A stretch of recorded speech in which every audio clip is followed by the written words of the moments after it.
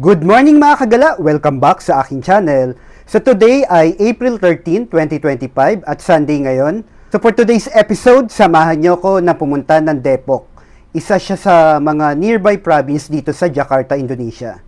So ano bang gagawin natin doon? Puntahan natin yung isang mosque na kulay gold. Ang pangalan nun ay Masjid Kuban Emas. At pupunta rin tayo ng isa pang temple. By the way, sa mga bago pa lang sa aking channel, ako si Glenn Espartero at gumagawa ako ng mga travel content o travel guide, both local and international. At sana madami kayong matutunan sa video na to. So ano pang hinihintay nyo mga kagala? Tara na!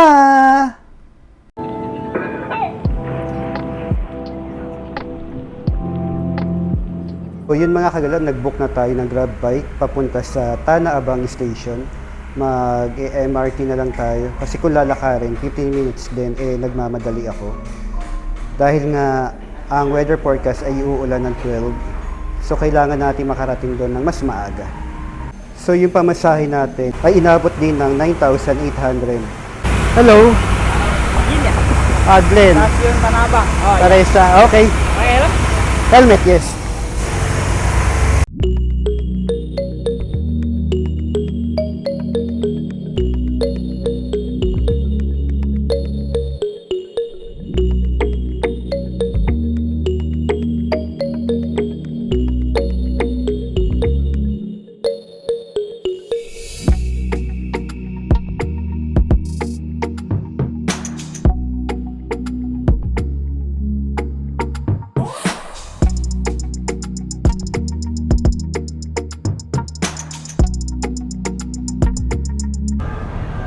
So mga kagala, nakarating na tayo ng Tanah Abang Station at papasok na tayo sa loob.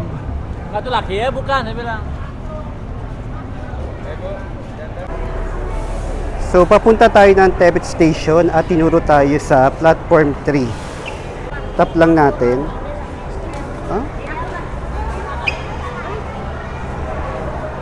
Yun.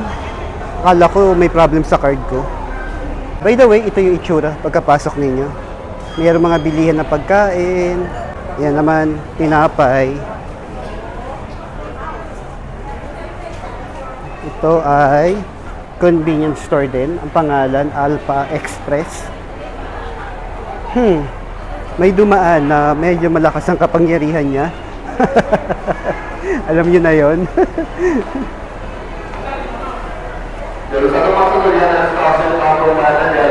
So, platform 3. Sundan nyo lang yung mga signage para hindi kayo naliligaw.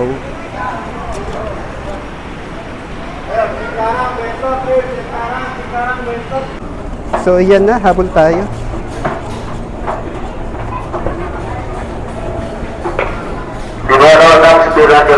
Tebet Station. Tebet. Alright. Transit. In transit where? Manggarai. Okay. Manggarai. Thank you so much. Yes. So, bababa daw tayo ng Manggarai. So, ito yung itsura ng train dito. Ang galing pala makagala, pwede kang pumunta sa kabilang platform, may pintuan. Bababa tayo sa Manggarai. Ayan, and then Tebet. Balis na tayo mga kagala. So, yan yung isang train. Nasa tabi tayo ngayon ng ilog. So, may mga bahay din sa tabi nitong Riles. Ayan. Parang sa ating lang din. Yung klase ng bubong nila. Ayan. Siyempre, may mga kalat din.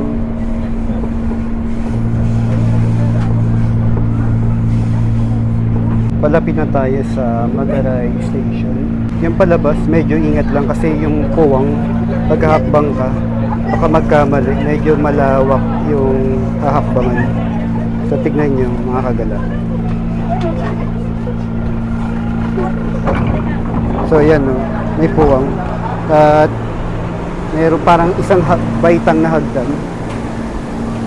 Ay ito, kung tama understanding ko mga kagala, dito tayo sa platform 11 and 12 papunta ng Bogor. Pakita ko lang sa inyo yung itsura nito station. So dito tayo sasakay at bababa sa kabilang station. Malawak siya actually. So, yan na yung tren mga kagala.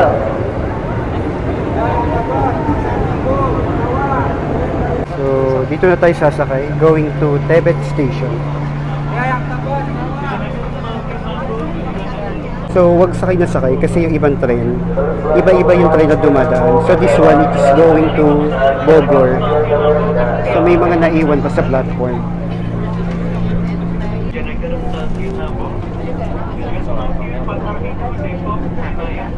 So, ang ganda ng mga building mga kagala, nakikita niyo. So, yan yung taga-announce. Ayan. Mga kagala, bumaba tayo ng Tebet Station. Pero hindi tayo lumabas. Kasi ang sabi nung tinanungan ko, bababa tayo ng Depok. Yan yung Tebet. Bababa tayo ng Depok. Ito. So, nakarating na tayo ng Depok Station, mga kagala. Paiba-iba yung tinuturo. Dapat doon daw ako bumaba sa Depok Baro, yung unang station. Nakagala, ito yung itsura ng Depok. At magbubook na lang tayo ng ride-hailing app mula dito. Pagtatry ako mag-book na grab bike, ang amount niya ay 25,800. So para meron din kayong idea. Kinancel ng rider yung booking ko dahil malayo pa daw siya. So tignan na lang natin itong masjid na itinuturo, 200 meters mula dito. So nakasakay na tayo mga kagala at may mosque sa may harapan. Ito yung dadaanan natin. Papunta doon sa Golden Mosque. Dumadaan tayo sa tabi ng Sapa.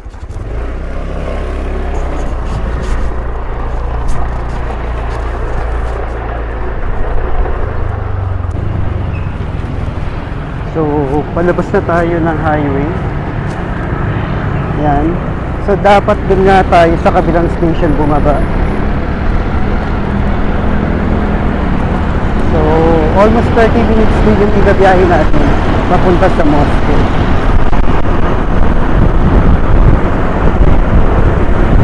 Meron tayo madadaanan na magandang mosque rin. Yan o. Ang cute. Wow.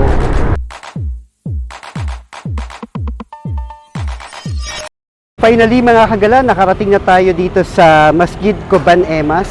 Ito yung pinaka-entrance gate niya. Dito pa lang sa labas, di ba, ang ganda nun ng gate. At pupunta na nga tayo sa pinakaloob. Free entrance lang dito. Thank you. Sama-sama. Pag you're welcome is sama-sama. Ang ganda naman dito nga kagala, oh. Wow.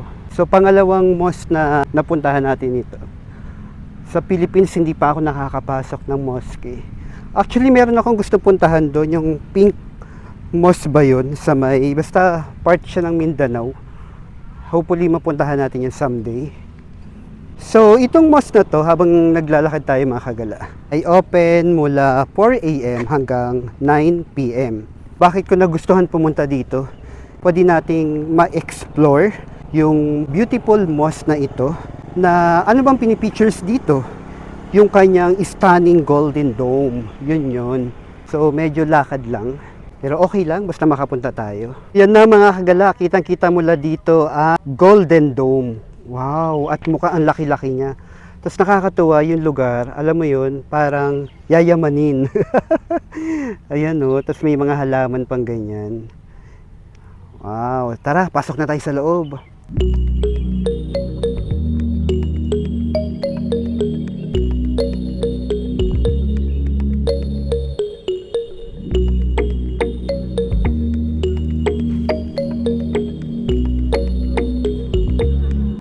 So ngayon naglalakad tayo dito sa pinakaharapan nitong Golden Mosque. Ang tawag nga dito ay Masjid Kuban Emas. So reminder lang mga kagala, pag pupunta kayo ng mosque at saka ng mga temple, please lang po, dress modestly pag magbibisit kayo. Yan, ang ganda, di ba?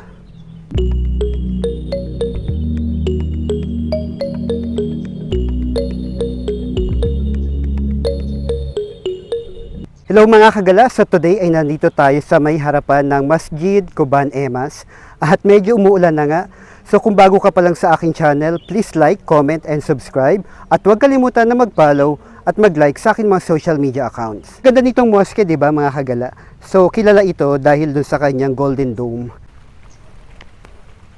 Yan, umaambon na. So punta tayo dun sa pinaka-entrance.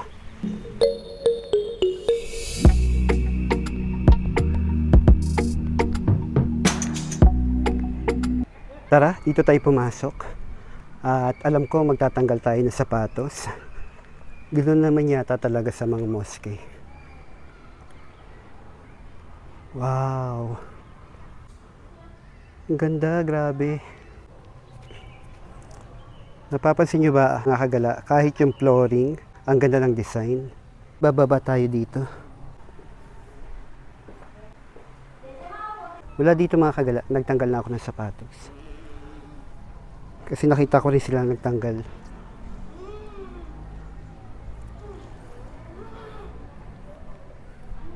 So, ito na yung pinaka golden dome. Wow.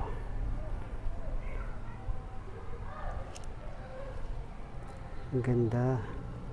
Hello. Tapos mapapansin nyo, itong hallway, ang ayos din.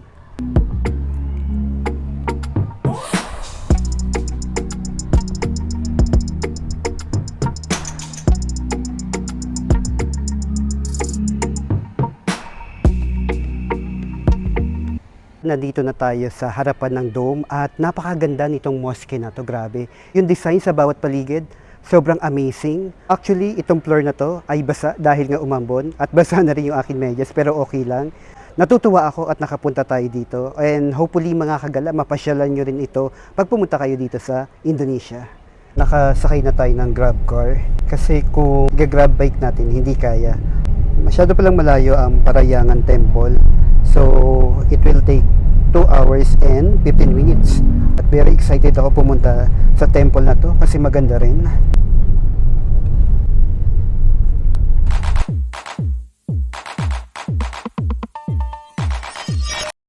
Hello mga kagala, so nandito na tayo sa hotel. Nagtataka ba kayo kung bakit nandito na ako sa hotel? Eh di ba dapat temple yung pupuntahan natin? Nakakainis, alam nyo ba yun mga kagala? E di ito na nga, diba nag-research na ako. Sinabi ko na sa inyo na mga 2 hours yung biyahe. Kung magti-train, 2 hours pala. Pero dahil nag-grab tayo, nakarating ako doon ng, hindi doon sa eksaktong lugar na yun. Yung pinoint ko doon sa grab na location, na nakarating kami mga 45 minutes. So, pagdating namin doon, kahit yung grab driver nagtataka kasi wala doon mga temple. Yung napuntahan namin parang residence at football area. So wala. So anong nangyari? Try namin i-search. Tutulungan niya rin ako. In fairness naman, ang bait ni Kuya. So search namin ganyan mula doon sa location kung nasan kami nakarating. From that location, if ever pupuntahan namin, bundok pala yun. So aabutin kami ng 2 hours uli papunta doon. So wala na, I decided na lang na bumalik dito sa hotel. Ang time ngayon ay 3:10 PM na. So sayang yung time na yun. Pero okay lang, ganun talaga yung part ng paggala. Hindi talaga perfect. So pero nanghihinayang ako talaga, yun yung gusto kong puntahan. Ipapakita ko na lang sa inyo yung picture. Yan, andyan. Tignan nyo na lang dyan. Yan talaga yung gusto kong puntahan mga kagala. Anyway, malay mo naman mapuntahan natin yan someday pag bumalik tayo dito sa Jakarta. So, hindi ko pa alam kung anong gagawin ko. Kasi right now, maulan. Kung pupunta ba ako ng Chinatown.